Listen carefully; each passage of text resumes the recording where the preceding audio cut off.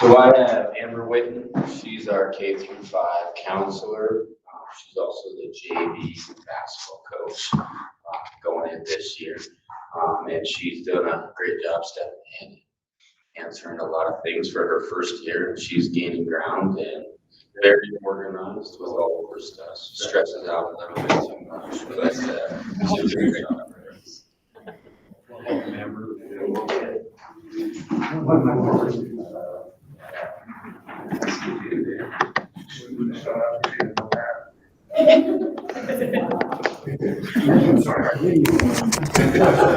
She's going to be great at basketball. Wise too, as far as a coach goes, has playing experience. Has really been all over the years. Helped Coach Heaps a lot, so he's getting a lot of help from his assistants as far as that goes too. We're happy to have her. And then we have Haley Moore. She's a second grade teacher. She comes to us with 5 years, so she teaches across all different grade levels. She stepped in second grade and just done a great job. Our second grade team, we were very lucky to be able to replace the 2 early teachers.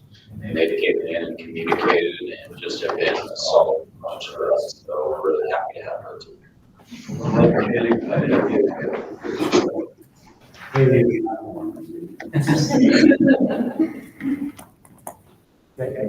And then James Moore, he is our high school social studies teacher, so he covers our government, Montana cultural studies. We have him also doing the world history section this year. And then hopefully we'll get to a point where we can potentially offer a criminology class. So I'm excited to work with him on that over the first semester. She's already jumped in and started looking into things for that. But hopefully that potential and having some options for kids to bring some ideas and things to you guys. Tell them that they're already with criminal stuff. Is that not the reason?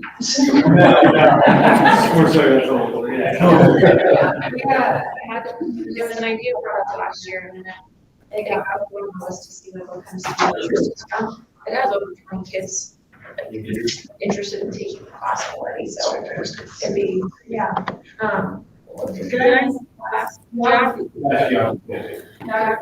He's done a really great job so far. I mean, I've had great positive feedback from the teachers and students alike. We're very pleased to have him here, so we're excited. Thank you. This is the crew that is hired this year is very strong. They're very strong teachers in the district. We're excited about that. Welcome.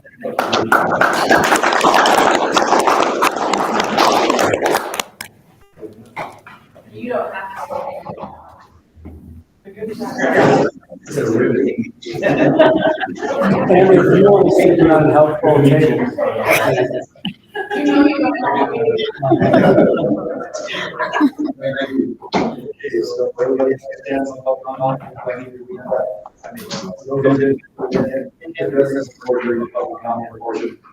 Support your individuals to speak. And the purpose of the public comment segment for our agenda is for members of the public to bring matters to the attention of the board, for information and for consideration at a later date. The agenda will make a decision regarding public comment items that are not specified on the agenda. In addition, public comment section of the agenda is not a time to raise personnel issues. Therefore, we everyone in attendance to avoid violations of individual rights and privacy. Members of the public wishing to address the board during this time will not be allowed any comments about any staff member or member of the general public during their time to speak. In addition, I will not make no comments on contested cases of other LGBT proceedings. So with that, is there any public comment on any non-agenda item?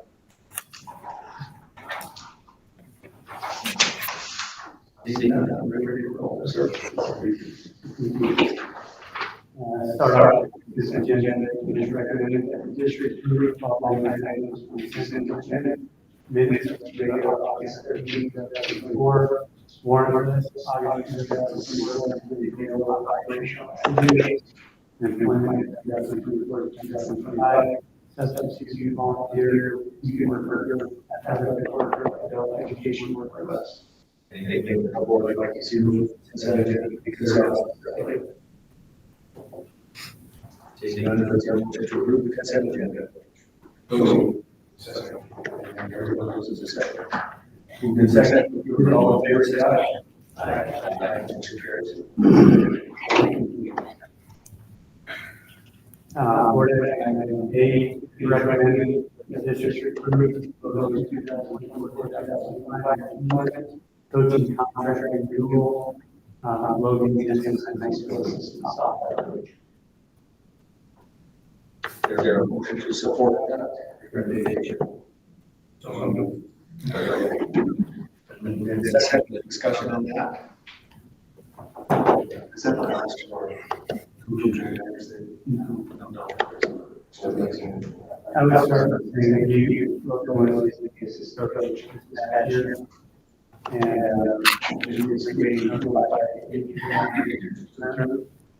they take the return to the great job. He was at that meeting. Do you want to add anything? There's like outstanding coaching positions, facility assistant, girls basketball, assistant wrestling, and then track. Assistant That's a good deal. So, any other questions about the appointment of the Jensen as recommended? Any other discussion? Any motion to approve as presented? Say aye. Motion carries. Item E is recommended that the district consider discretionary leave requests from the year to school for 1/6/2025 and 1/9/2025 for work. Is there a motion to approve the discretionary leave request as presented tonight? So, second. And seconded. Discussion on that. I would just add that this was a bargaining item this past spring, and language had been changed to include a major life event. So, getting married would be a major life event, and even though it's up against a holiday, there is no language in the CGA that would say you can't do that. So the request is within the agreement. Okay, and then tell me, Miranda, who's your principal? You, Mary? How does that work for the substitutes? Do you We arrange just those will, now? I support the decision to approve this league. We would just get on it early and get a good sub. She's come in, hit the ground running, done a great job. And so, not that that would, change my mind, but congratulations. It's her birthday today too. So this is a good birthday present for her. And they're both. We'll just get a good sub. Mr. and Mrs. Just for your information, it's been his life dream to marry a teacher, and he's accomplished that Because of his name. because of his name. He shared that at open house. I love that. So we'll just we have plenty of time to get a good sub. And she leaves great lesson plans, so students won't even miss a beat. And then can we put this up for? Right. Well, and you indicated that in your letter, Amanda, that you would have that laid out. I already know what they're doing. Hopefully so I it's can have it seamless. all. Then while you're gone. Okay. All right, any other discussion or questions? All in favor of the motion to approve the request for the discretionary leave request as presented, say aye. Aye. Aye, motion carries. Thank you. Happy birthday. Thank you. Yeah. Thank you. Happy Stay here birthday for and the rest of the meeting. congratulations. Thank you. Yeah.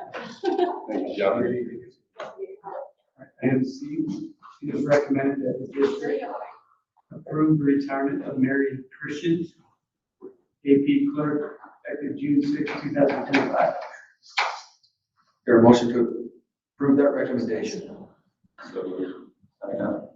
Then second, discussion on that. Give us a little background of that, Mr. Ayers. What? I would say, that do not approve it. I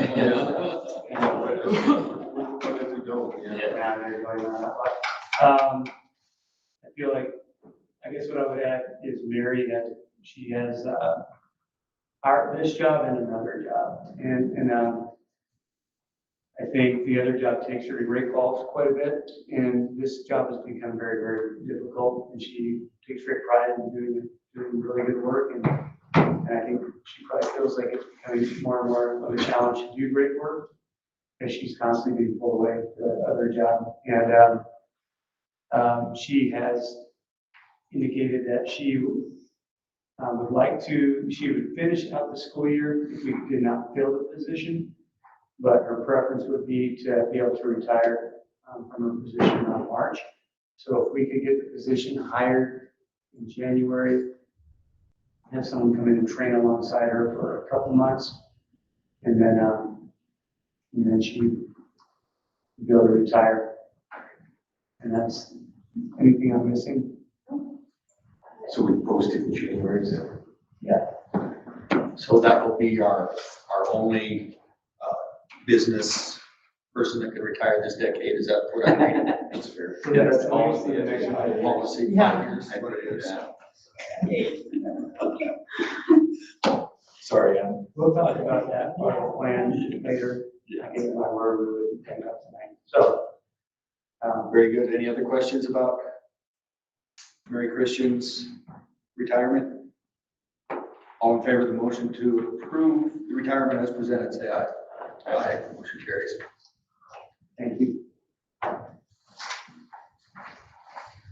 Item D, it is recommended that the district approve the proposed 2024-2025 FP14 student attendance agreements for incoming elementary non-resident enrollment requests due to extenuating circumstances. Okay, is there a motion to support that recommendation? So. Was that a second? Yes, sir. Moved and seconded. Discussion on that. So tell us what the extenuating circumstances are, and how they apply in this case, Mr. Ayers. Without naming Yeah, students, of course. Yeah. how best to say that. So,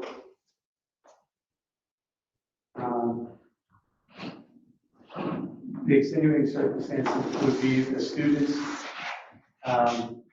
moved here over the summer. The mother, her boyfriend lived in our district or lived here, and they were going to find a place to live in this district. And so when they enrolled here, they were given an account. And so they put lunch money in their parent portal and their child's account. They did everything, thinking they were officially enrolled in the school district, and the parent even took a job in Manhattan. They were unable to find housing, and so they're renting family housing out in Logan, which is actually Three Forks district. And so when we were finally getting to them and looking at addresses and doing the online registration, we realized that their address was not in our district. And when we brought that to them, we realized that our process, which is nothing that anyone gets wrong, it's just when you enter someone into the system and I don't know it well enough, it automatically gives parents access to the portal. And so that's something we learned this year, or from this, that we can't put them in at all. We have to find a different way to house the families coming to us requesting enrollment, because they had every right to think they were here because they were given the information, parent access, parent portal, and so, like I said, it wasn't anything anyone did wrong in the district necessarily. It's just kind of figuring this whole out of district thing. But it was very, the family would have gone to Three Forks, but they were very, and they handled it very well. They made their case to me that, wow, here's the things we did to, because we thought we were here. Mother took a job here in Manhattan, so she tried to get to school from home and all of these things. We just felt like, this is the parent portal piece that made an extenuating circumstance for the district, and it's part of the learning curve for this all. And 3 Forks had already begun school too. Yeah, that's another piece, I forgot, and thanks for bringing that up. That was the other, the day we notified them was open house. They were planning on coming, and 3 Forks had already started school that day, and we couldn't do that to them. So, So let me ask you this, if we approve this, the student goes here, come next school year, you're gonna be a little bit higher in that hierarchy too, of being a previous student or current student, how that's looked at, is that correct? And then as far as kind of that glitch, unintended consequences, I guess, of a new system and whatnot, do we have good ways of working around that come next year? I guess what I'm hoping is we find some of these things that you guys are, I don't know, either coming up with solutions immediately or at least documenting so that we don't have the same problems again next year. yeah, so Lisa, as our registrar, is taking all of this. Is that this month or next month when she goes to the IC? Later this month, she's going to an Infinite Campus work group. And she's bringing a lot of this, and a lot of us are bringing these types of scenarios. And they're gonna work through how to, not send the wrong message to families as we work through this process. And these have been the only extenuating circumstance. We had one other, Okay. yeah. 3 students. I mean, out of the whole process. Yeah. It's pretty remarkable. It's not a, first of all, I mean, here's a family that had every intention of living here, and I think they will, if they're renting a family place in Logan, that's how they want to be. They want to be here, and so the boyfriend is from here, girlfriend's from Texas, and came up here, took kids in school here. And so I think it's best for that family, and we're a good place to be. I think we can provide a community to meet, and yeah, to your point, Ryan, it does put them, on that previously enrolled list, but we need kids. But they will still have to go through the same process next year to apply, being out of district, if they still remain. Unless they move in district, they will have to go through it. And, yeah, and just because they were here this year doesn't mean they automatically come next year. If we don't have room, they would be admitted. But we have, and it might get a little tricky because we have 3 teachers in kindergarten, 1st and 2nd. We have 2 teachers in 3rd and 4th, or 4th and 5th. K3, we have 3 teachers. 4th and 5th, we have 2. So as we work our way up, we may find ourselves having to shift teachers or turn kids away unless we have an enrollment that supports a budget that allows us to bring teachers. 3, 5, we have 2 teachers. 3, 5, 2 teachers. Yeah, 2, 3 teachers. K2, 3. So yeah, I mean, as these kids move up, they may find themselves. Good. Any other discussion, questions? And it gives me at least 4 years. Yes, Jack, that's what that policy give Mr. Harris the authority to do that for extenuating circumstances. And we've been pretty consistent on, if it's not extenuating for us, we don't consider it. Any other questions? All in favor of the motion to approve the FP 14s as presented, say aye. Aye. Aye. Motion carries. Next item E, is recommended that the district approve proposed purchase of the Ultra Coachliner DXL activity bus. Motion to approve that recommendation. So moved. Second. And moved and seconded. Discussion on that. What do you want us to know that we don't already know, Mr. Harris? Yeah, I think the main thing I want you to know, first of all, you already know this, but what started this whole process of the transportation committee looking at a new bus was an anonymous donation made to the Manhattan Public School Foundation in the amount of $100,000 for a new activity bus.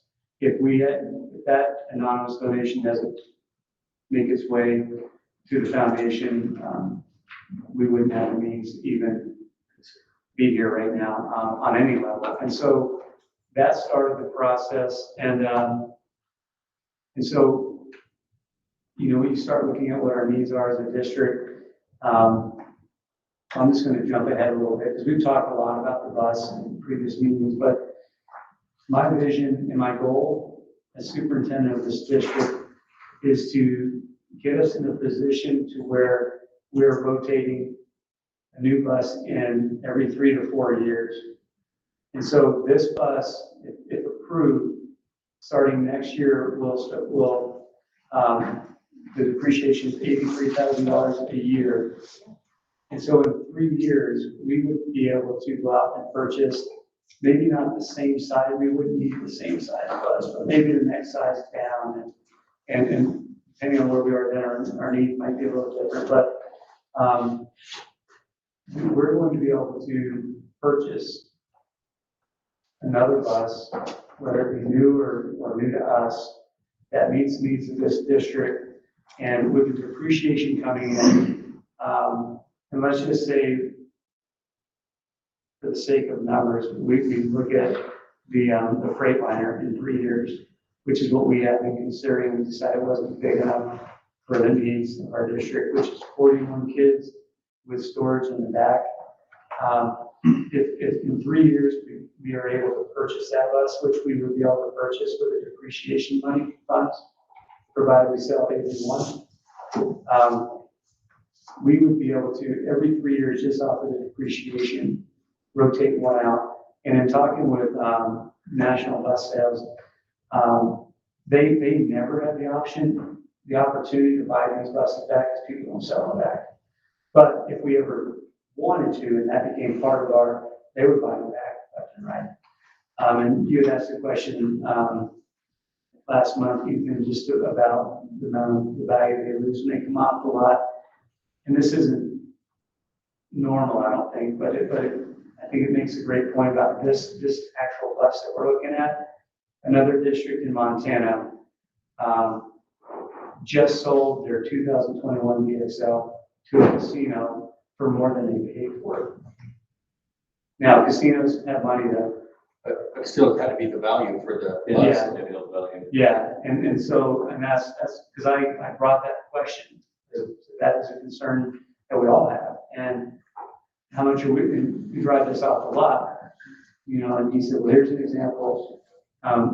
They had just written a check for the amount that the casino gave them and put it out, just bought a new bus. And so he said that's what most districts do, is they go out and sell them because they'll get more selling them than they will trade them in.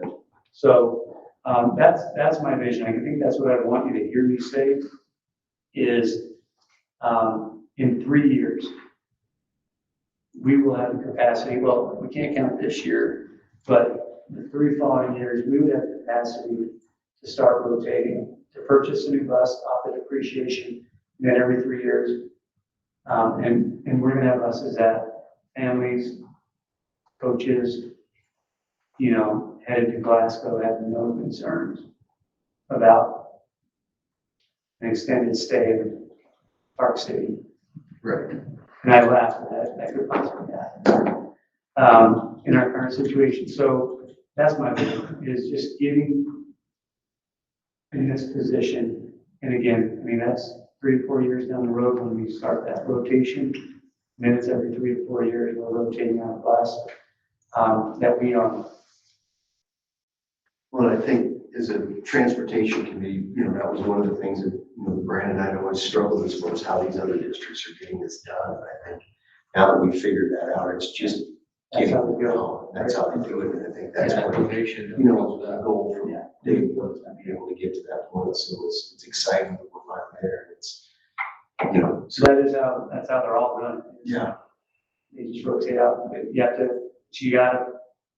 go big. You gotta really pull it. Yeah. I think that donation from the foundation made this possible too. We're in this situation, it's a unique situation we have.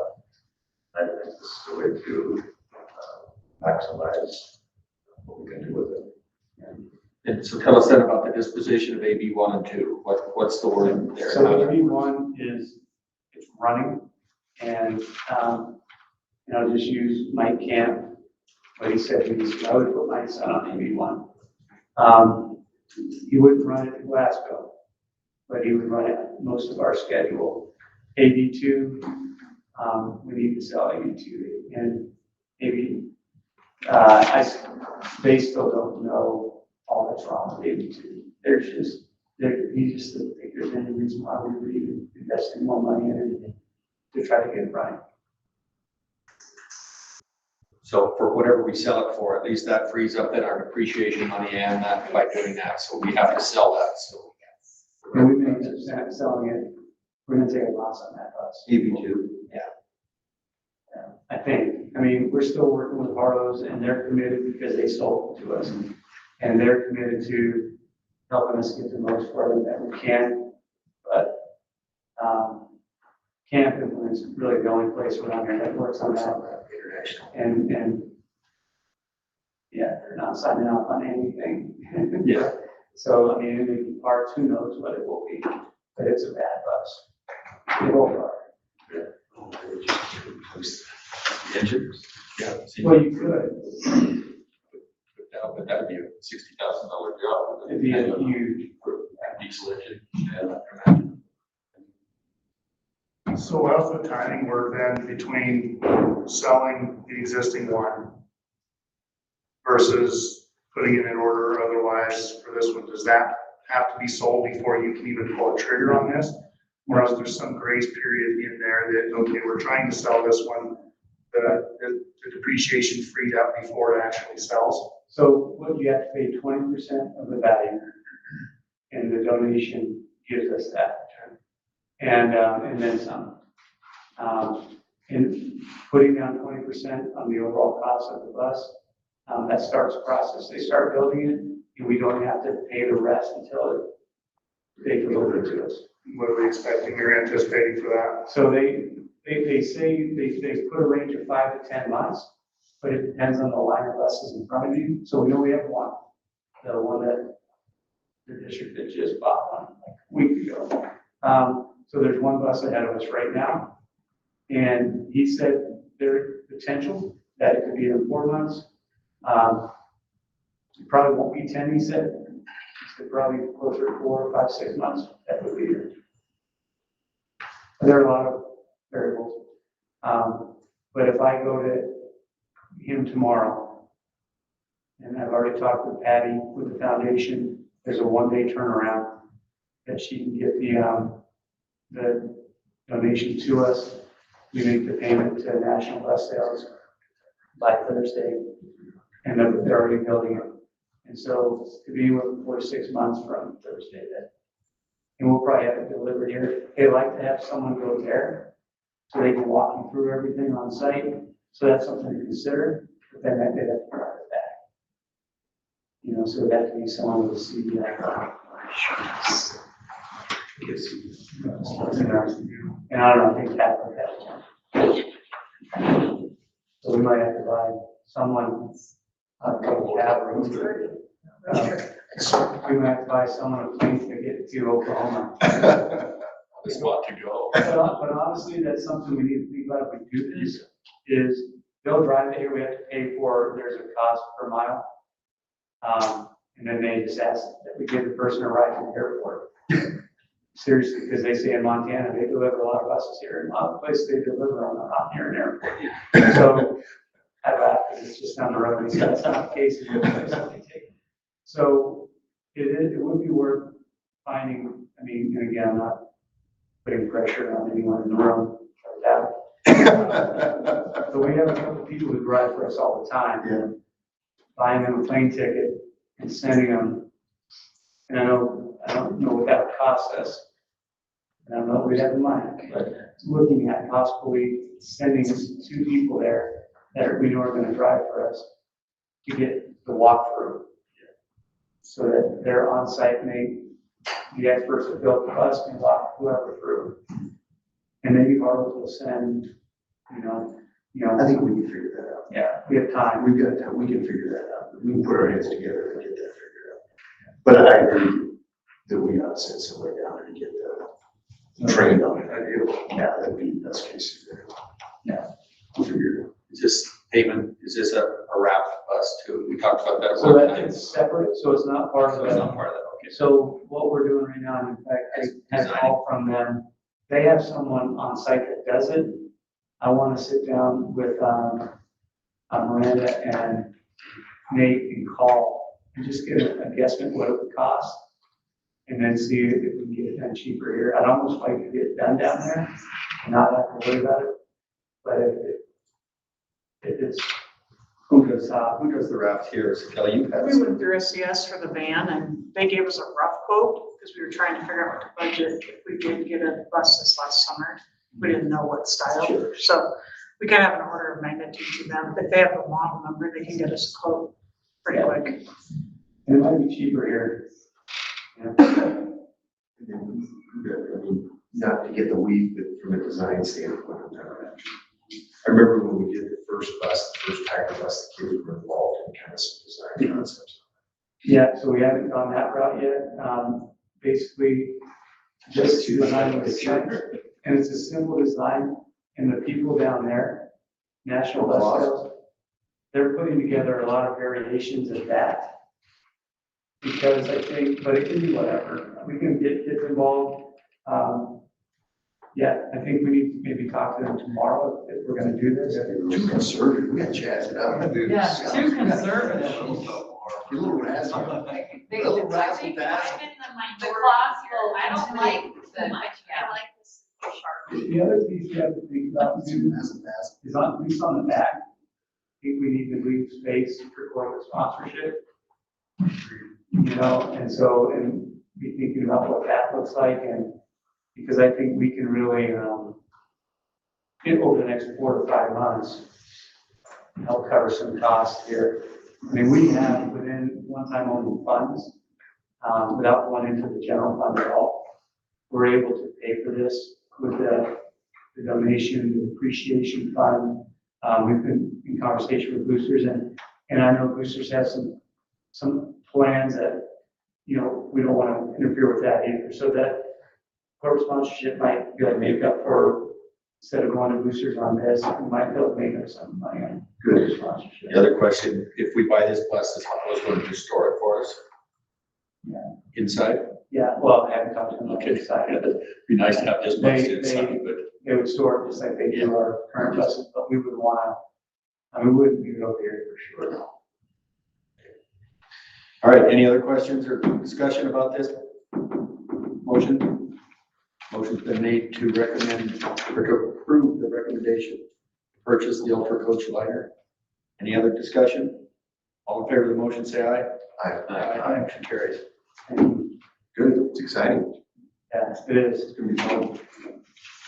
Thank you. And Mike and Brand for your time on the transportation committee, appreciate that. It's helpful. Miranda as well, spent a lot of time, Nate. I feel like Kelly, I think, attended one of the meetings, did you? Yeah. A lot of people were involved in a lot of them. Okay, board information items. Just MSL Montana Conference of Educational Leadership. That's a conference designed for boards, superintendents, administrators. It falls over the MEA days, the conference, the October days. If anyone's interested in going to that, attending that, let me know and I'll get you registered and room, and we're taking care of and all that. So, any questions on MSL? October 16th or 18th? Do we have an agenda on that yet? Yeah, I think, yeah, I sent you one. No, let's see just the flyer here. I don't see where it's. I can send you one. I thought I sent, I apologize. Did I put it in the way? Did we get it in that email? On that link Is that's it- attached, it says up at the top, schedule at a glance. Oh, there we go. Okay, thanks. Another thing that just came, well, I don't know when I got it, but back to school legal primer. They're each Tuesday, September, started today. the 17th and the 24th. I tried to log in today at 1:30 after it started at 1, and they said it's already begun. So check back later. But those are available for any trustee to look at as like a video of it too. And they've got it, today with student rights and responsibilities and family rights and engagement. Might be kind of a good thing for us to sit through those at home if you're looking to do that. Next Tuesday is staff recruitment, effective hiring practices, and the employment relationship. And then that came today, Mike, and as a mail from MTSB, join us for MTSBA's back to school. They sent it out last week too. Okay, yeah, I didn't see it then, so. And the next one is efficiency and transparency in district operations, and then ethics and conflicts of interest for district officials and employees. So it might be a good thing for the board members to at least sit and watch those videos. I think those are, I'd rather watch the videos than go to a. Yeah, they record them all, and I actually sat through that and Today. and listened, and it's all applicable. I mean, it's a lot, but it's actually would be really good for building principals to Sure. watch those too, but it was 2 hours, and Ann finally sent me enough hints that we needed to talk to Lisa about something else, so. But it doesn't cost us anything. This is one of the things that our membership pays for. Yeah, it's really good. And those are all archived. So you- Yeah. You know, MTSBA and just knowing that those are there, as issues come up, that's one of the places I go.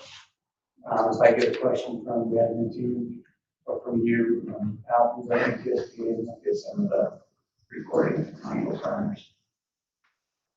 And when to start.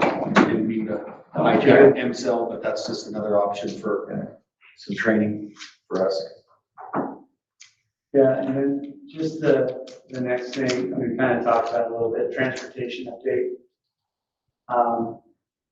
Just so that everyone in the room understands that right now, we are sharing a transportation manager with Whitehall and Montfort.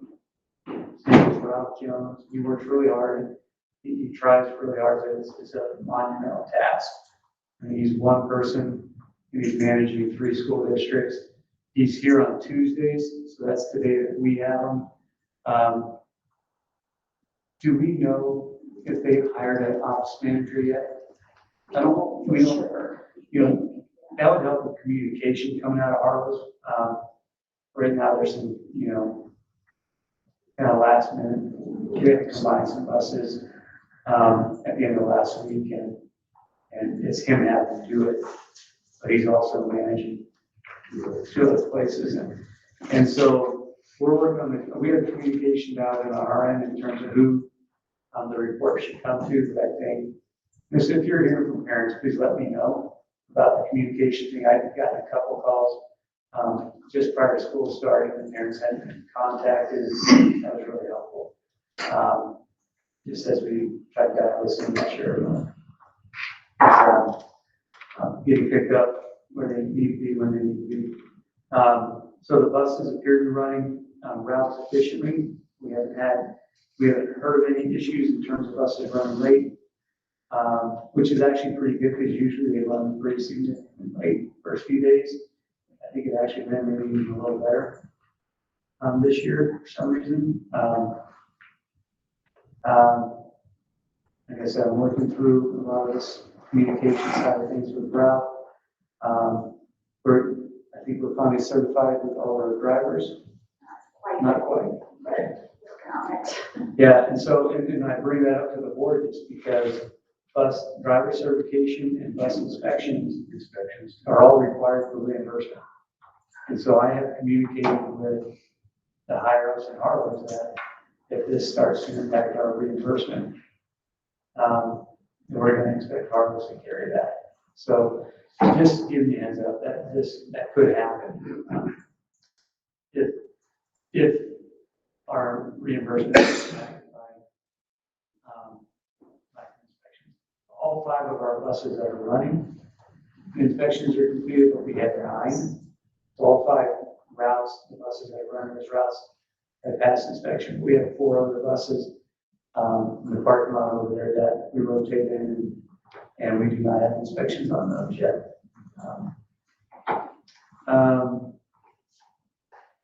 And, yeah, AB1, AB2, at this point, we're gonna try to sell AB2. We're gonna keep AB1, and we'll continue to use Camp Implement for repairs. And I think Mike felt confident that it's.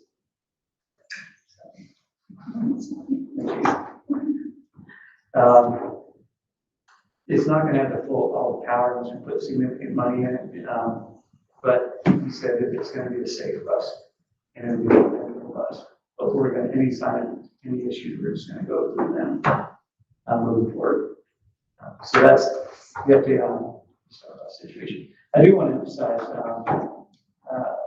I really do enjoy working with Rob. He bends over backwards for you. You know, if you ask something, he does it. You know, no pushback. I think all of this is, they need to, and I'll work with, the higher ups there, just communicating, I already have, just that they may want to think about not asking one person. So I think they did that to Chip. I think Chip did too much on his plate as well. So, and they do need an office manager to help him out with communication to the schools. So that's that. Last thing on information items would be out of district preliminary enrollment. So just to be really clear on this, this is not talking about our October count. We'll have that for you next month. We're just talking about folks who apply for out of district enrollment. And just, I think Rob, you had asked if we had some rough numbers on, and Ann's gonna help me here because we both sat and spoke with Lisa, and I think I was more confused afterwards. Lisa's doing a great job, by the way, trying to keep all this together, but it's first time through, I think it's just really hard to coordinate all this. So basically, in a nutshell, we received 90 applications for out of district enrollment. Now that seems like a lot of those were already 1 year, and a lot of those are extra, okay? And so, just to cut to the chase, really, I think where we are is not counting folks who are already here or Amsterdam kids that we were expecting to come up. We have 16 students who actually enrolled in school that had applied out of district. Okay, and then of the 11 who attended here, who had applied for out of district somewhere else, only three left. Yeah. But 7 ended it last year, so really there's only 4 Yeah. that could be left. So, yeah, so 3 of the 4. So, right. Right, yep. Okay, yeah. And so, just to kind of, and they had this, right? They had this. They do, if you were to actually click on board action item D, it says incoming elementary. You click on that and go to the last tab. Yeah. We added that. Oh, I see. Yeah, so if you look at that, kind of put it in perspective for you, if you go down the line 16, 17, and 18, we have 1 new high school student, 1 new middle school student, 14 new elementary students. Okay, and if you look at that second number for, say, new middle school students, 46 students were either Amsterdam or enrolled in 2024. Okay, so that's how you read that. And just, and this is very informal. Like I said, we'll have the October count next month, but we have the same time last year, we were 690 students. We're 688 this year.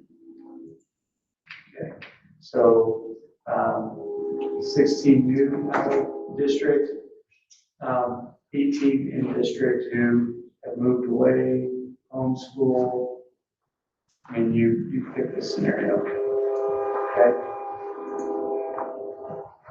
So, that lost two.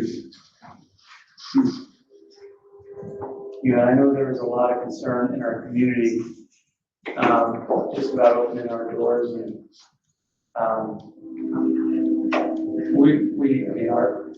we have a lot of room to add families.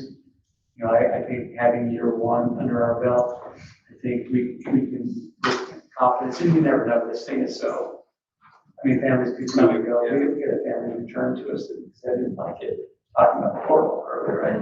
I mean, it feels like that a little bit. But we have fairly small class sizes.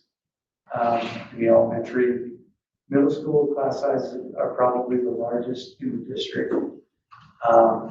At least in 7 and 8, probably 6, 7, and 8. And then fairly good size, smaller class sizes in high school. So we have room to take families in who request out of district. And the law requires that we do that unless there's attendance, you know, and so we'll see what the future holds. What that looks like. We're looking at that conversation as we move through this school year. When we want to keep the same application deadline, or we want to push it on down, you know, into the summer, do we want to move it ahead, you know, further? Do we want to not have a deadline? I mean, we have to look at every option, and I think that would be the only thing that changes in our policy is just our deadline. Right, because we have a lot of families coming late. So even into the beginning of summer. I mean, when I say a lot, right, we've got 16 actual, but like, we've had 5 kids just in the last 2 board meetings. You know, those came in the summer. 5 of those 16. I've got a question now, and then I don't know whether it applies more to the transportation or out of district, but I've heard from 2 different parents about out of district students that kind of started off maybe to ride the bus, but then they're not allowed to ride the bus. Now, what are the state rules about out of district student riding our bus? I'm not saying going into the opposing districts to pick them up, but can they meet our bus somewhere to ride? Or what's the law on that?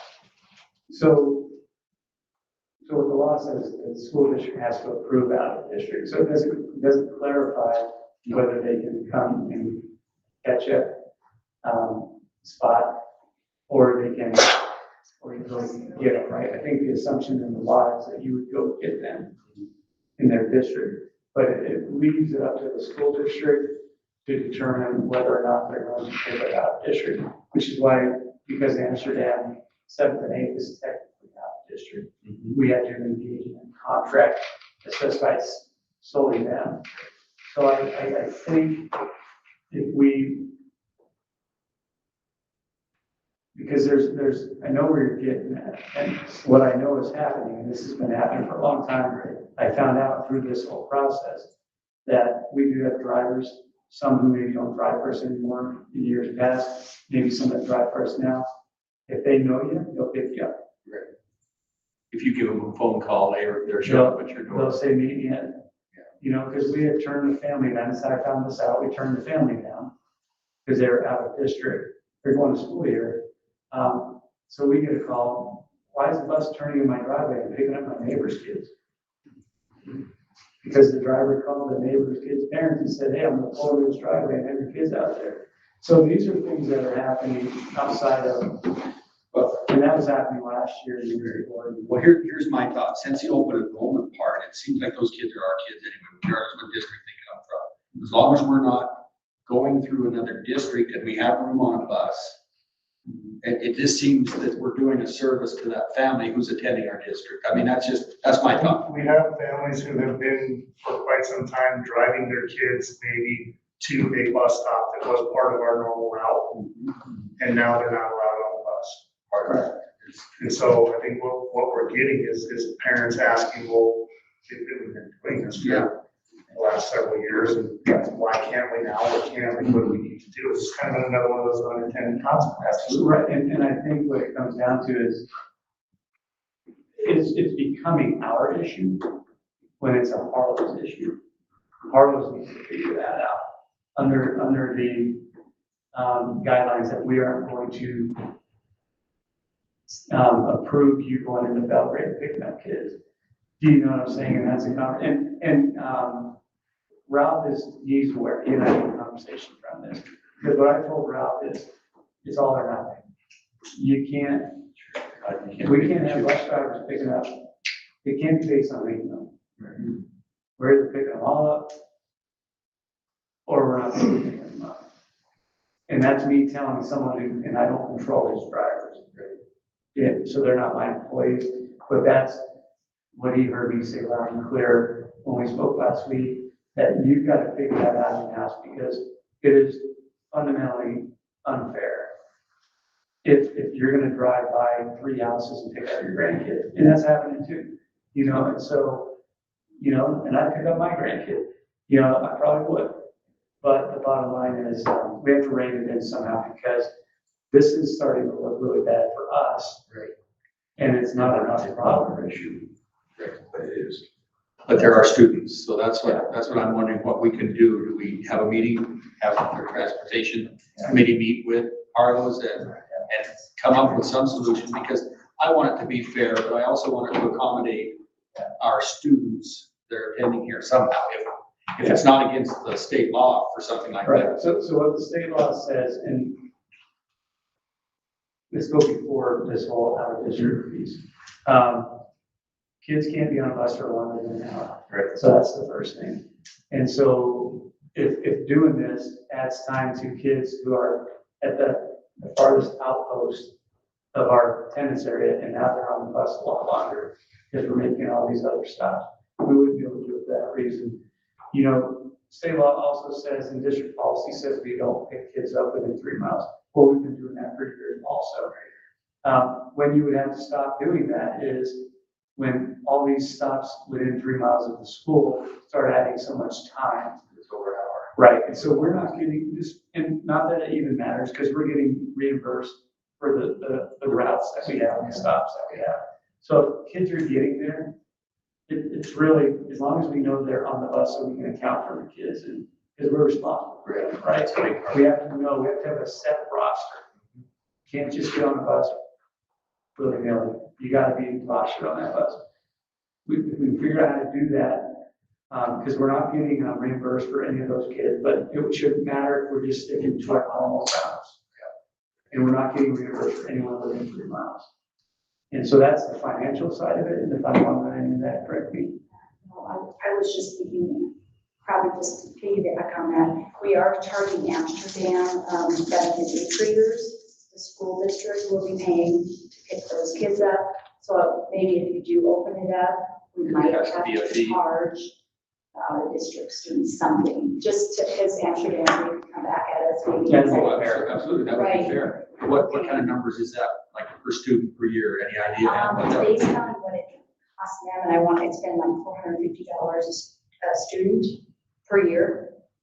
So like, it's like 15,000 a year Yeah, from Amsterdam. from Amsterdam. And Amsterdam pays that. not Yes, the the school families. district. Yeah, so that also creates a level of unfairness if now the families have to pay $450. So there's work to be done. I do appreciate you bringing that up. That is a conversation. I'm fine with it as long as we're getting everybody. I don't like the fact that kids are getting picked up because they know their parents know the driver. And it came to light when the one family, because I got a call too. The bus literally stopped in my driveway. And I talked to that mother today, and she's fine with bringing her kids here, but at the same time, Yeah, she just wants to know how this is. why did it work? And then the thing is, some folks are following the rules and some aren't. Because they won't figure out a common sense solution, That's what I think, Brian. There's gotta be something There's simple. gotta be something. I mean, no matter what, there's gonna be some If- unintended If consequence. it doesn't overcrowd our buses, it seems like if they were to bring their students and have them at a prescribed bus stop, that location, in our district. Now, I remember though, and whether when my kids were school, but Belgrade had to get permission to drive their buses through our district. And they used to go up Dry Creek in order to make it a shorter route to get to their end of the district up on the other end. We had to get permission to drive through their district when we made a loop up over Tyson Road. So those are kind of things that we've done in the past with district to district, but it wasn't anything, you know, we're not poaching kids. We're just letting you know this is where our buses are going to go. So Right. And I think there's a lot of flexibility now, now I agree with that. with the acquisition. But I would like to see our transportation committee somehow sit down with Harlow's and see if they can't come up with, in Brian's words, a common sense solution here. Keep our present stance, we're not going to transport, we're not going to out of, we're not going to other districts. They're gonna add routes or add stops or anything. If there is room on this route for 2 more students to get picked up at this normal And they can come stop. down to your house and drop it. Because none of our buses are full. All right, yeah. So we have. Yeah, we do have. Okay. All All right, right. well, that was my part. Yeah, I'm happy about that. All right, principals reports. Mr. Truck, you're up first. So busy, the year off. But feel like we're all working hard. Got a great group of teachers. We just had our first assembly for the fun run. So we kicked that off. We'll start fundraising tomorrow. Fun run's on the 26th at 1 p.m. if you'd like to come. We also have another assembly on Thursday. Luke's coming in, and I know these guys will talk about him as well. He has a great presentation. There was some concerns with his presentation for like kindergarten through 2. So we had a good conversation. He came in and he can adjust it for our younger kids. It was more about like adversity and turning that into positivity. So he's very careful with his words. So we made sure that that presentation goes well. We've been working really well with PTO this year. So I'm excited about the PTO parents that we have. They're in there all the time with questions. Mostly my building, I think. But it's a great group, and so we're happy to have them. I made some adjustments to our lunchroom to try to help with the noise level. And it's worked. Obviously that room, multi-purpose room, is very loud. And so it works, but it's still at a level that maybe we can look in the future at trying to bring in some things to help with that noise level. But as of right now, there's really only about like 12 to 15 minutes where it gets loud with how we separate the tables. And so teachers are liking that. As far as like our 1st through 5th grade, it's pretty amazing to see like the structure, the organization that we have in that building. Just kids in hallways, how kids line up, how they come into recess, how they go out to recess. And that's kind of been a blessing because a lot of those things, I'm not taking credit for that, but they've been in place. Our teachers are very organized with how they run it. We're struggling with our kindergartens a little bit. We got an interesting kindergarten. So bringing structure, discipline, understanding school rules with them. We're getting there though.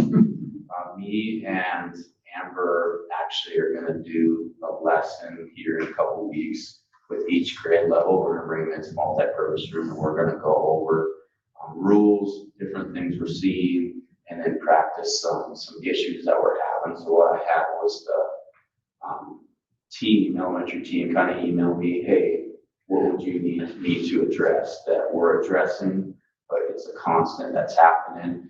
So we're going to kind of meet and then add like a 10-minute guiding counts lesson into like how to be kind, how to treat each other, make sure to keep our hands to ourselves, different things like that. So I wanted to wait a month to kind of see how everything's ran, what we can do, how we can change it.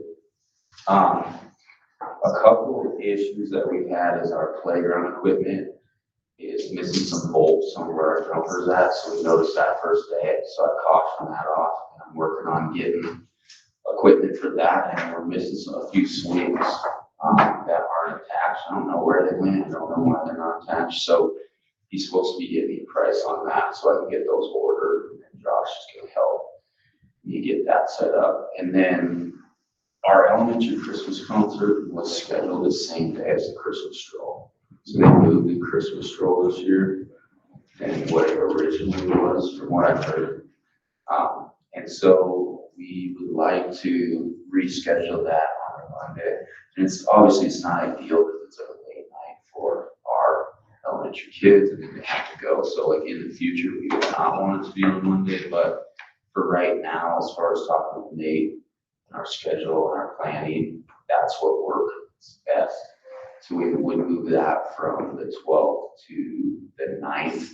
And then I talked with Becky, and so we're gonna try to get the mat set out in the gym Saturday night. So Dave said he wanted to come in and help me.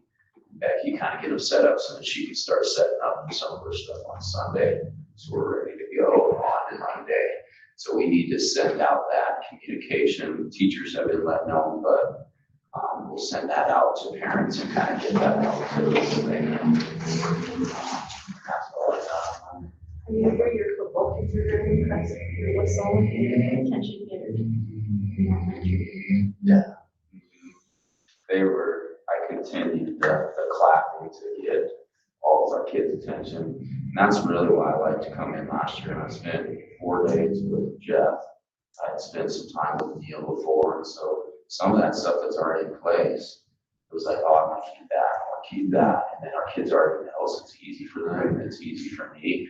And I did start a couple new things that we've done, but yeah, my high school kids, I don't know if they were making fun of me or They they. were. Hey, As whatever. they were leaving the building to their feet, one of them was talking to a buddy.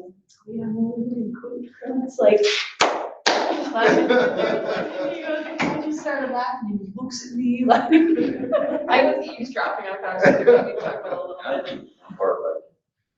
And sometimes I'm not that person, like they're gonna pie my face for the winner of the assembly and things like that, but I kind of spend time with these young kids, it brings out a different side of you. So I'm excited about that. I really enjoy our younger kids, and just in the lunchroom or recess, always hearing your stories and how excited they are. I saw you, that's what game kind of thing. So, it brings out a different side, but such a positivity in that field, and so. And just, that night, the 10th is the board meeting, and we always move that meeting. Right. Because that'll be a Christmas concert as well, so it'll be Monday, Tuesday, Wednesday this year instead of Tuesday, Wednesday, Thursday. Like it usually is. So, No, yeah, I mean, we do it the week before, the week after, for that. When do we usually, I don't even know what the dates are. we go all the way through to Friday before Christmas, don't we? Last year, you guys bumped it to the Monday, so we had a Monday board meeting, Tuesday, Wednesday, Thursday concert. Concerts. That was a lot. Thursday is Christmas stroll this year. Yeah. That's a late, it's a good stroll, yeah. Otherwise it'd be the third. Or another one of the days. When are you going to Mexico? He's Right looking then. right now. So we are gonna wait until we find out when he's next. We're trying to do it just like you do, right? I mean, we can get that later. Yeah. But just get it on your radar. No, we will move the So December. remember, you know. Okay. You don't do board. We had to do board meetings on our birthday, didn't we? Yes, we did. 3 of us. Three, yeah. Three. Yeah. All right. Mary, Yes, you're up. passing my report around. We're off to a great start. The overall feedback from our school community has been positive. Open house was well attended this year. I'm a big fan of making sure that those first impressions are intentionally maximized, because I know the the research behind undoing a bad first impression says you have to have 20 times to redo or undo a bad first impression, so we'll just not do that. We'll have a good first impression. So open house was well attended, its success, 100% of our staff was there, and the goal by the end of the night was to smile so much that our cheeks hurt, and we met that goal. Just to welcome people and let them know we're happy to see them, we're gonna have a great year together. Every student will be receiving a welcome postcard from their homeroom teacher this week if they haven't already received one. And that's just an effort to personalize the middle school experience, because the middle school experience can be messy and hard. And we want families to know that we're in it with them. The kids are changing and growing, and we're gonna make the best of it together. And so we're working to build that community, family, just connection and capacity that whatever adults are in that child's life at that time are gonna be the ones to guide them. And so we know that we've got to work closely with families. So we're doing that. Standard of excellence, I don't know if you've seen that, but excellence for every student every day is kind of our thing. And so this year, students who have A and B grades and no missing assignments will earn a choice activity each week during their WIN class. This provides students the incentive to do well and provides a smaller class size 1 day a week so teachers can support students who need extra help. And the students are responding well to this.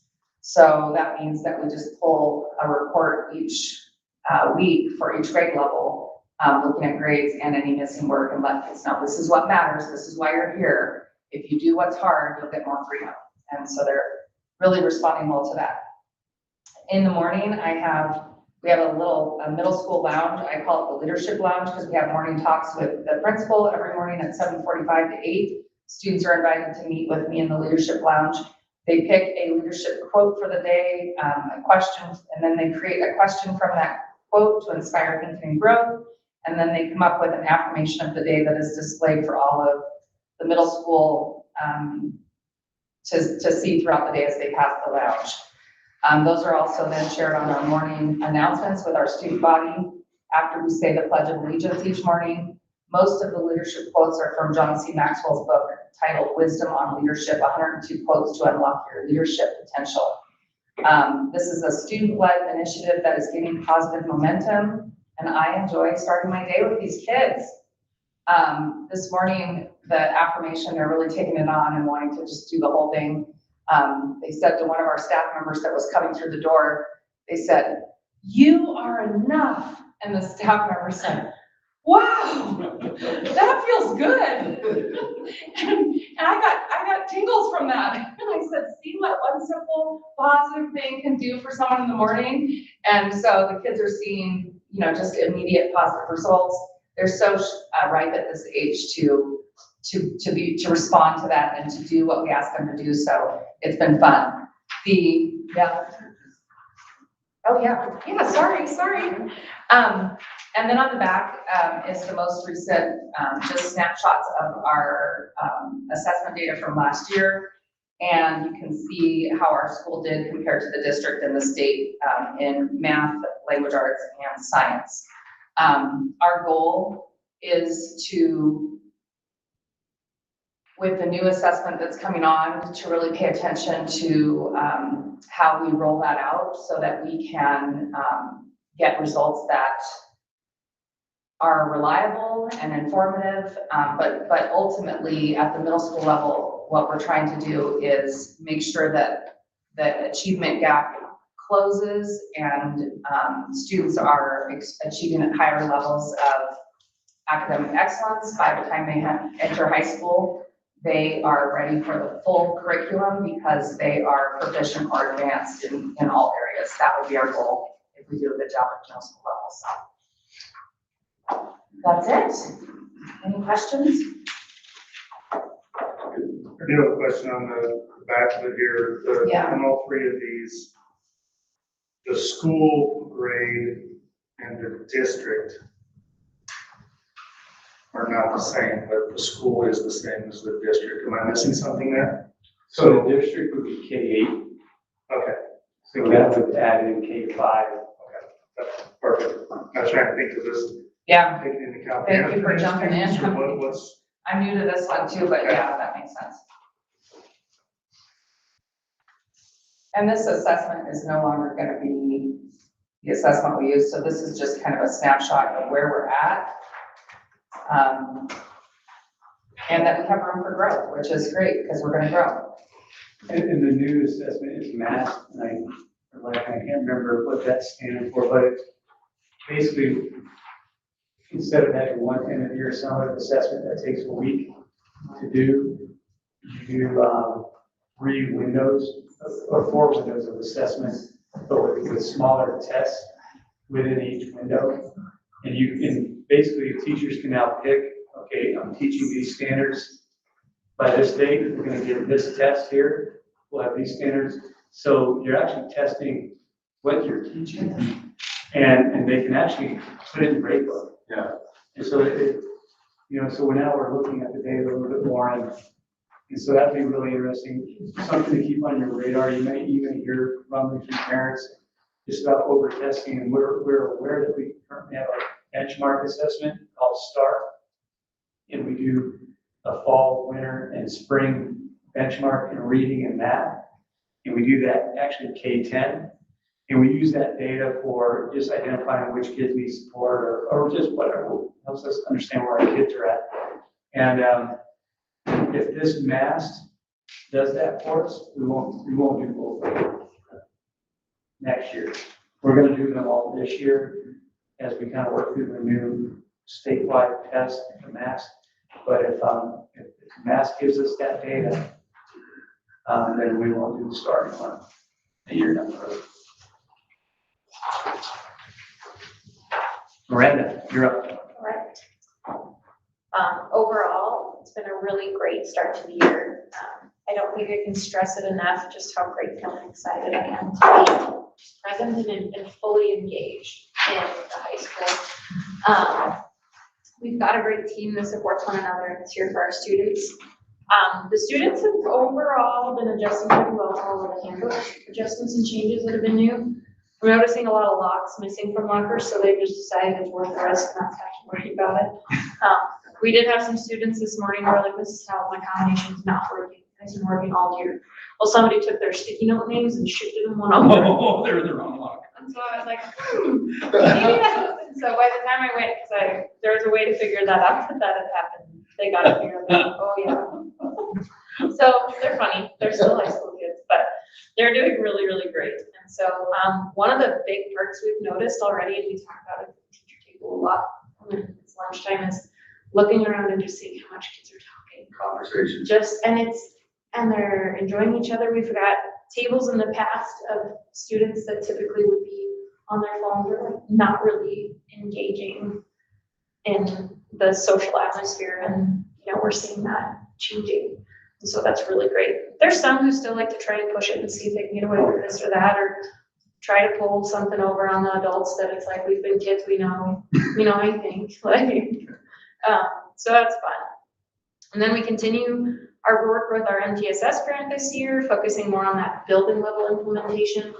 And so we have realized we have so much work to do, but I think we've got the right teams in place to really make some great progress moving forward with that. So that would be great.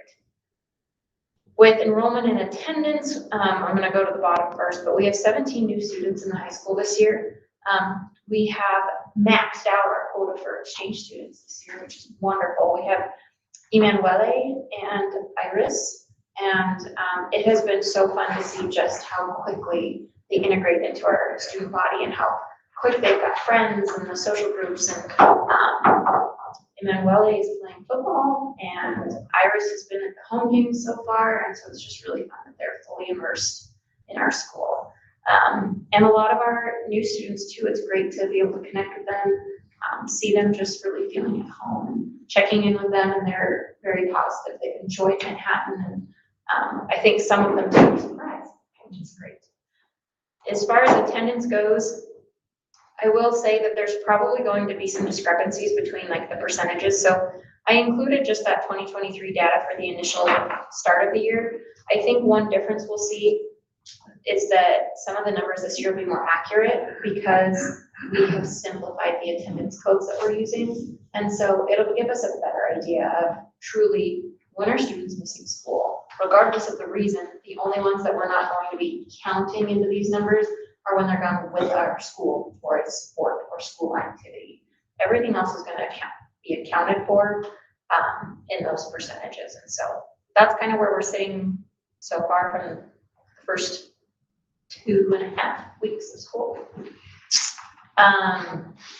Our new staff are doing really well. It's been great to hear positive feedback from our returning staff that are like, we really did a great job in our hiring. And so they're excited, and I see them socializing and getting out. And so it's really, really great. I really think that our mentors do a great job too in pairing up with our new teachers and being there to support them, check in with them. So that's been fun. I love our office team. Mrs. Poole and Mr. Parsinian are both hit the ground running. They're just team players, and I love that it's like, we'll figure it out. We've got to really we're going to figure this out mentality, and we're not going to sweat the small stuff. And, if we hit a bump, we're going to do it together. And I love that feeling. And so that's been really positive. As far as upcoming events, I should say one of them is not upcoming. We have the Sergeant Ivan Rowe came last week and chatted with students, which was great. We have the assembly with Luke Swenson coming up that Wes had mentioned. Mr. Render has a really large list of students going to the MSU college fair next week. And so that's always wonderful, I think. I don't even remember the count of students, but his list was really long. He said these kids are going to be out of school, but I appreciate how much intentionality he has in the activities and the things that he schedules for our kids. Actually, and what's not on here, and my computer shut down, so I don't remember what it's called, but we have an engineering simulator machine thing. Don't remember what it's called, but it's a big trailer that he's going to pull out. He's coordinated with them to come in. It's like a heavy equipment machinery simulator that the students have signed up for spots on 2 days of the week, and if they go out for 15 minutes, they kind of can get to see what something would look like in terms of the workforce. And so he really is helping students through that Working Wednesday and those kinds of opportunities to really get them exposed to what lies beyond high school. Yeah, we have our FCCLA leadership rally coming up, and then our first quarter midterm already by the end of the month. PIR day at the end, and then I think teachers might be pretty excited about this, but homecoming is only 3 days this week. We squished it into the MEA week, and so we have a Monday, Tuesday, Wednesday. I think we're going to really try to bring the parade back because that was so well received 2 years ago. And so the plan is short weeks are hard anyways to get what we can in, and so we're going to do some activities sprinkled throughout, and then we're really going to lead into our events and our games that Thursday, Friday, Saturday, with a Wednesday kind of right in the afternoon that hopefully we can get our community into. So that'll be a lot of fun. I would like at some point, I told them, depending on where elementary and middle school feel about it, somehow figuring out how we can incorporate middle school and elementary into the festivities of homecoming, because it's not strictly for our high school kids. The bulk of it, yes, but I would love to see just some real school pride. All school. Great. Yeah. And then last things, we have our Rotary Student of the Month coming back up again this year. And so we have nominations from staff that have been submitted, and hopefully a few more will come in. But our leadership team will take those nominations and select who our September student is. Then we'll celebrate them at breakfast next week. And then I'm going to be working with our high school leadership and MTSS BIT teams to identify and plan systems for student recognition that we can do monthly to celebrate our students and what makes them unique and great. So something Mary kind of brought in last year that was good, and I think, well, We did it. we did, but the idea is definitely really came to me. So I would like to kind of get some, things going and make it look different, but middle school's doing some great recognition things. I think it's high school will be able to do that. And so excited to work with. Miranda, I've got a question on your work-based learning. Oh, yeah. 16 work-based learning? Yep, and 5 of those 16 have extended work-based learning, so they actually get 2 periods off for work-based learning, only 1 for credit. But yeah, that program is growing. Yeah, and then 42 teacher aides, which is wonderful. So yeah, both of those, but 16 work-based learning, I think they're, finding opportunities, and we keep that primarily with seniors, and there's kind of special occasions where our juniors will get to participate in. Are we reaching out week by week, meaning either you or Mr. Redder or somewhere in the school to some of our business in town to grow the So potential for that? Mr. Mostad is our work-based learning coordinator. And so he primarily does most of the outreach and the connections with businesses for that. Between he and Mr. Render, they kind of had most of it. Eventually, I would really like to become a lot more familiar with the work-based learning program and kind of see more of what we've done, but they've been able to work together to really tackle it so far and get it off the ground and going. So I'd like to see that number. That's good. All right, go on. Pass those around. This is Nate's athletic That's director. those around. Brad, could you expand a little bit more on our cell phone? What else are you hearing? How's it being received by the staff? Really good. Just my feedback. Checker. Yeah, the feedback I've heard is good. At the very beginning of the years, there's rumblings. They were like, you might have a petition going around against us, and it never happened. I think students realized pretty quickly that they could survive without it. The devices that have been confiscated, the parents have been very supportive of, and in some ways, I've had more feedback. They're like, I think they can wait till tomorrow to get it. I'm like, okay, well, we'll lock it up for them, sure. We have the same thing. So it's been really good. I've heard from parents, I expected it to be the other way. I thought they'd be the ones that were addicted to them more than the kids. And Yeah. didn't see that, but they were really thankful for that for right now. We have Remove the distraction. We have some feedback that it's like, how do I say this? Well, some parents are really trying to go, my student needs to listen to music to not have distractions, so we want an accommodation plan put in place for it. And so I think one of the things that we're really working on, and if those situations rise or we see students, it's like, what alternative options do we have to support your students in those kind of situations without the reliance on the device? So those are important conversations that I think we have. Those have been the only things that have popped up that it's like, you need to have this. Well, actually, we don't. We figure this out.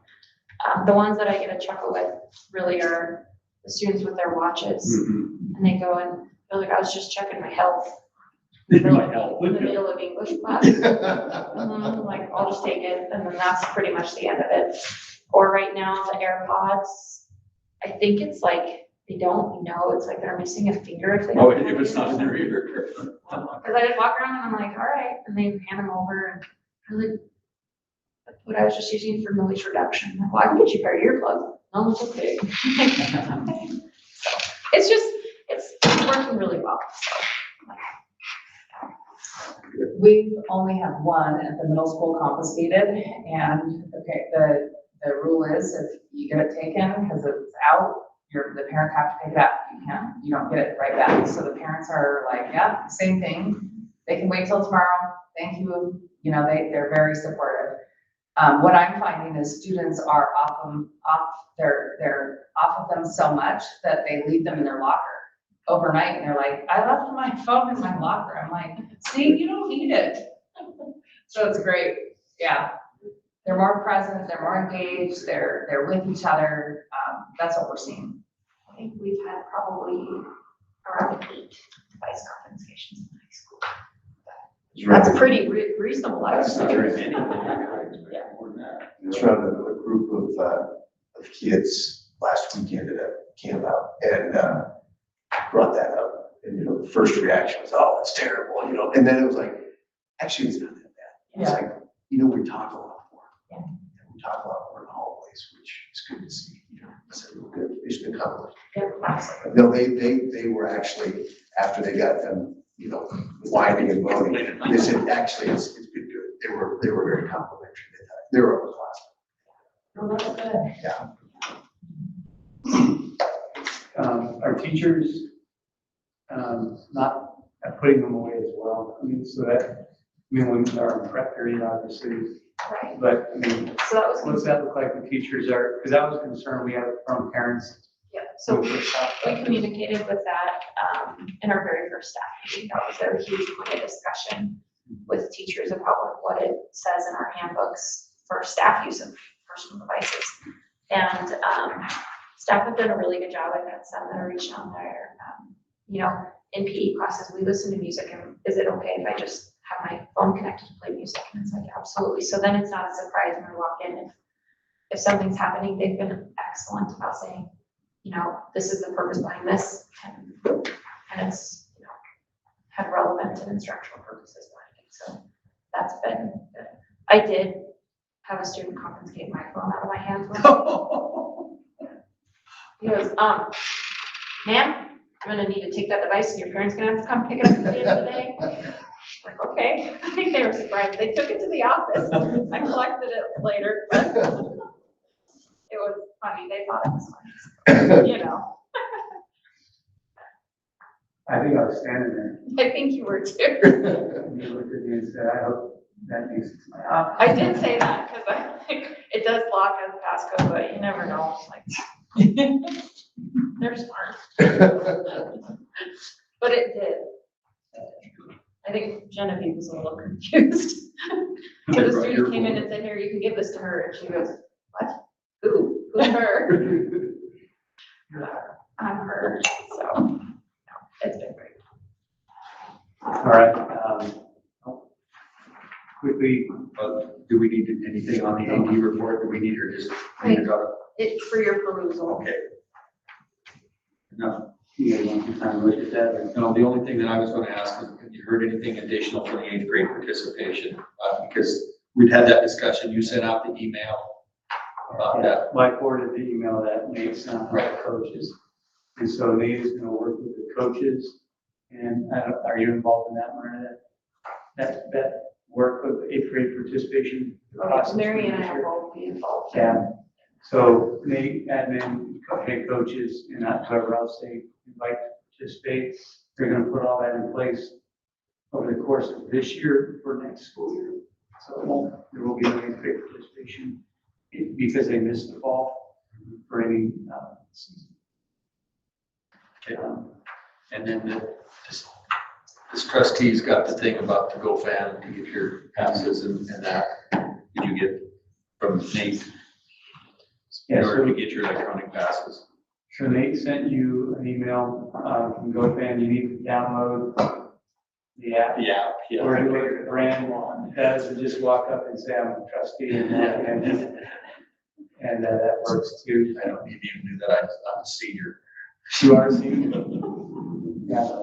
When did you send it out? Saturday's game, I think it was Friday, Friday, Saturday. We can reset. I think it's easiest to search GoFan.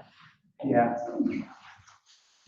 And you're already set up in It was there. on September 7th And honestly, if you just from GoFan. download the app on your phone, I think that's the easiest route. Is it? Yeah. Of course, that's me saying that, and they had to walk me through it, but What we found too at this first event, like, they're designed so that you could ultimately transfer them, like, Once. yeah. So, I transferred one to Gail, we tested it out, but what we found with families is when they have them dispersed between people, it was almost harder, because if there's families that are always showing up with the people that they bought the passes for, it was actually faster to pull Here's up. one. One person pulled up and said, I have an adult pass and 2 student passes. I'm like, great, you're all 3 in. And it was faster to have it on one. So depending on whether people typically come in groups or pairs or separated, then, But keep We're in learning mind, all of you'll these have 2 passes, transfer at one time, because I said transferred one pass to my wife for the volleyball game, and I transferred another one for the football, because I thought I had to do it each event, And you didn't, and now she has both the passes, and she can't transfer it back, You can't get in any more events all year. unless you pay. so, Yeah, I missed that memo. So maybe you should repeat. That is one of the things that, like, with the government, it is so new, and we're learning so much so quickly, that I think that our processes and systems will look a little different next year moving into it, but we're planning. I did hear Nate say to 5 different people in a row after he said it to me. I said, Nate, I can't figure this out. Really? Everyone else has been able to figure it out. Here, let me help you. And while he's helping me, someone else comes up, Nate, I can't figure this out. Really? That's pretty. It sounds like a really good idea. It is a good idea. All right. I'm gonna use that a lot. All right, just quickly, facility use, we have a new process this year, which goes through building principals, depending on what space is being requested. The athletic director, and then it makes its way to us. And so by the time it gets to Amanda, she's not having to double check with 10 different people to see if the space is available. If someone requests a multi-purpose room for Saturday the 20th, the principal is going to say, okay, that's a Saturday, we have no school in session. AD is going to say there are no events, whatever. By the time, we accept it on our end, we know that that is an open space. Last year, we found ourselves having to go back and cancel, tell people, sorry, we realized there was an open gym, you can't have it. I think the new process this year is going to eliminate all that. And so it kind of gives more control to the building principals and the athletic director. It goes through them first. So, already talked about the Manhattan Public School Foundation, this donation, making this whole activity best possible. Radio is broadcasting away games again this year. We're going to add softball in the spring.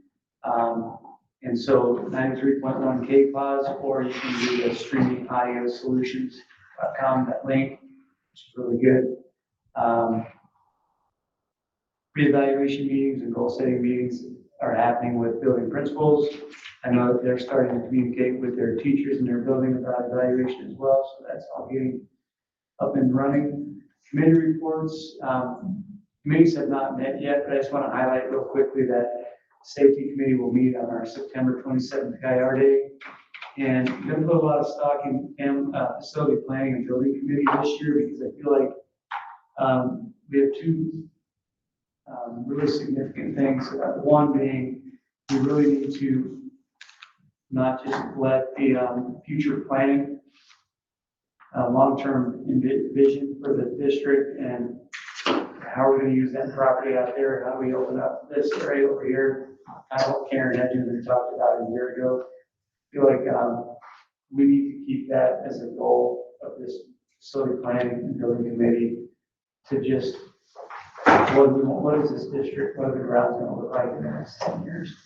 And that can be any number of things, from a football field and track out here to family house or teacher housing to whatever.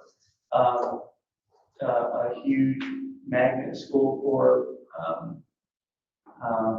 the trades, which I know that's something we've talked a lot about. And so I feel like we need to start getting that mapped out with this group.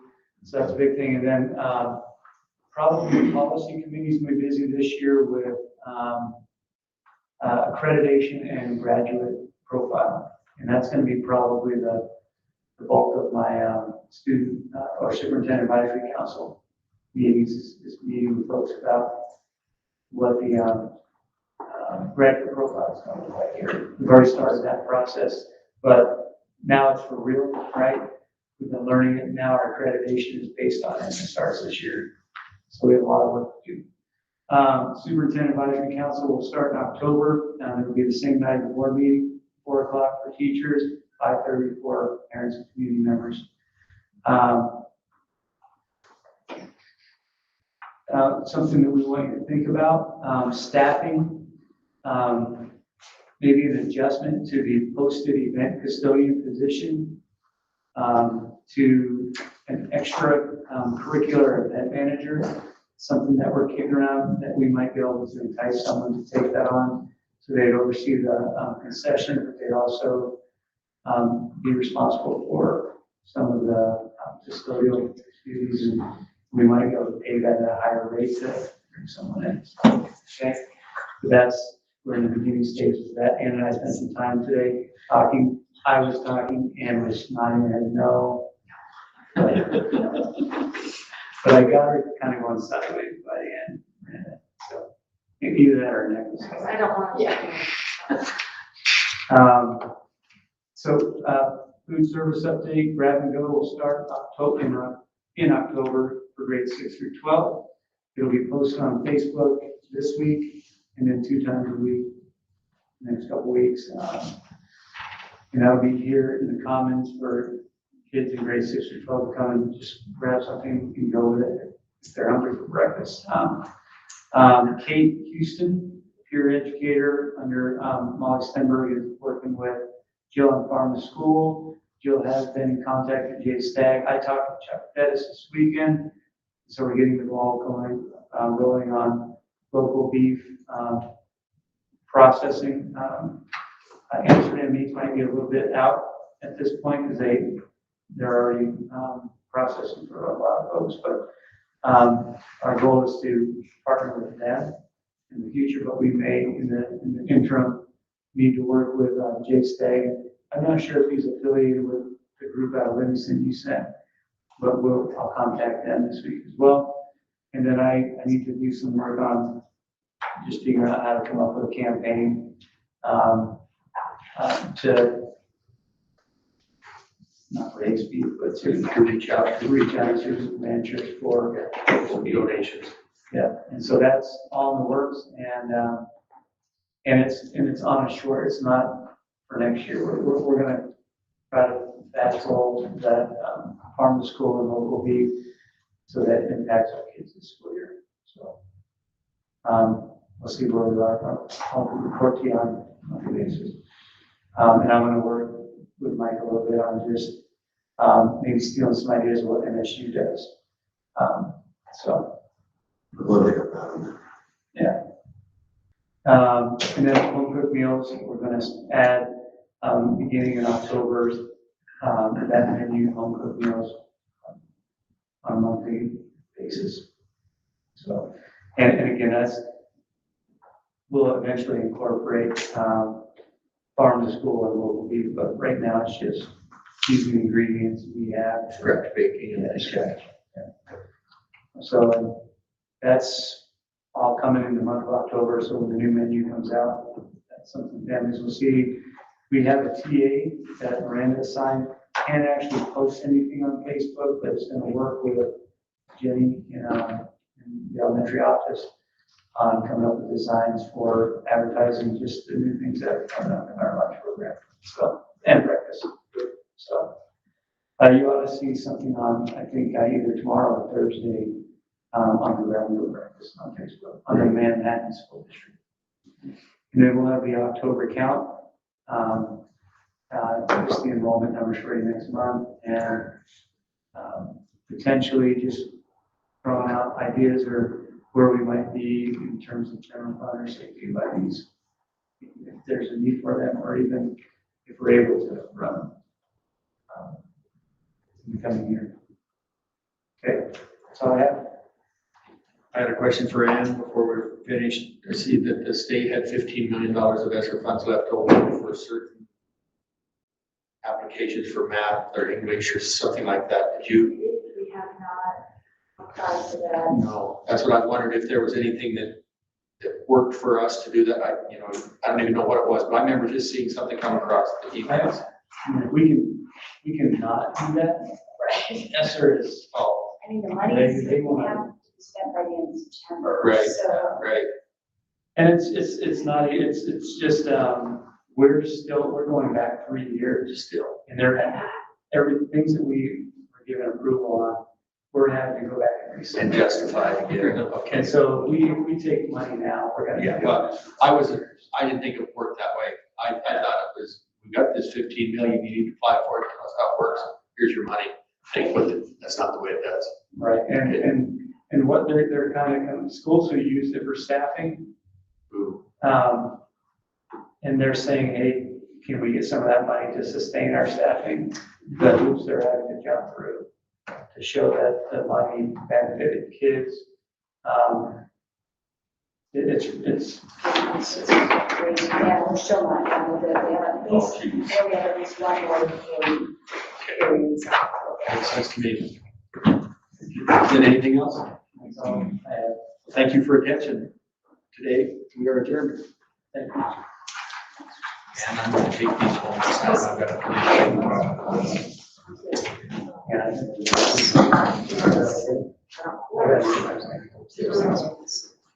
Again? Yeah, you have a birthday party for every week.